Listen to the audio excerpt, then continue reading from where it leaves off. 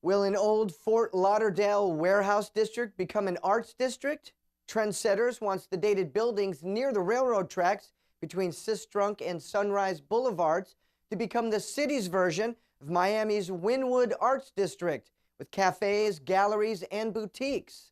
Art gallery owner Larry Clemens said that while the project is waiting to proceed, strict parking requirements need to be loosened to enable new businesses to open and transform the old buildings into a successful arts village.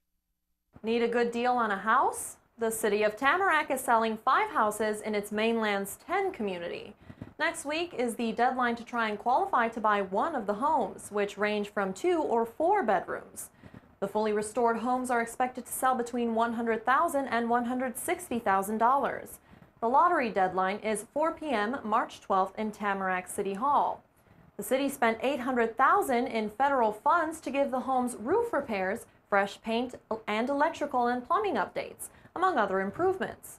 The program has income requirements. For example, a family of 4's income must not exceed $82,800. The exact location and costs of the homes won't be made public until an orientation at 6 p.m. March 12th at Tamarack Community Center. Applicants must submit their bid for a specific house by March 21st. The lottery drawing will be March 24th. Winners have 5 days to get mortgage approval. And a man accused of stealing nearly $3 million worth of gold from a Coral Gables courier has been arrested in Central American nation of Belize. Raonel Valdez was on the run for nearly a year and a half when he was apprehended.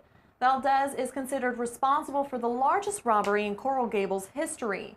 He and 2 accomplices allegedly attacked the gold courier at gunpoint inside his Coral Gables home in October of 2012. Authorities say that Valdez and his cohorts stole $2.8 million worth of pure gold. Investigators believe Valdez's team stalked the courier for 3 months. Large Miami hospitals have seen better days. The hospitals serving many Medicaid patients and uninsured Floridians are expected to be hit harder under new funding laws. The Miami Herald reports that Miami's Jackson Memorial Hospital could face $140 million in cuts after the law takes effect in July. It appears that Jackson Memorial serves more Medicaid patients and uninsured patients than any other Florida hospital. In 2011, lawmakers passed the Medicaid funding reforms. The intent was to make the statewide distribution of funds more equitable. Under the new law, healthcare providers throughout the Miami-Dade area will lose about $218 million in funding. It's not clear whether an osprey found with a broken wing will ever fly again, but Palm Beach County rescuers late last week did rescue the bird of prey from a levee. The bird could only fly a couple feet at a time and likely would have ended up as dinner for nearby alligators. That's according to the South Florida Water Management District. But Brian Garrett, the district's wildlife coordinator, walked up to the edge of the canal and grabbed the osprey. The bird was taken to Bush Wildlife Sanctuary in Jupiter.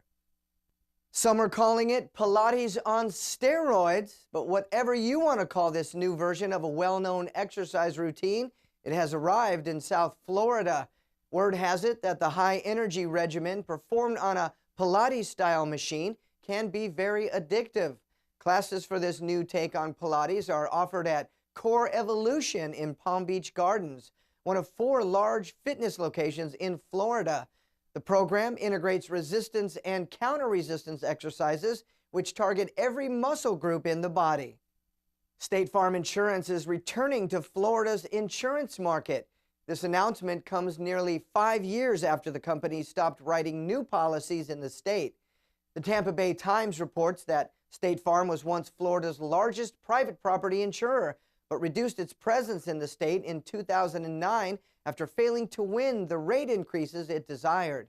The insurer complained that it was hard to make money in the state due to price restrictions amid an often constant threat of natural disasters. The company will soon begin writing a limited number of new renter and homeowner policies in Florida.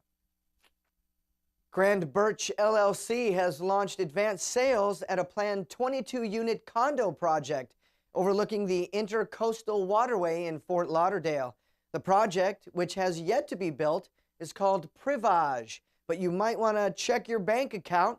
Condo prices start at $2.4 million.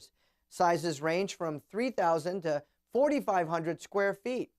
Buyers will get wine storage and private elevators, among other perks.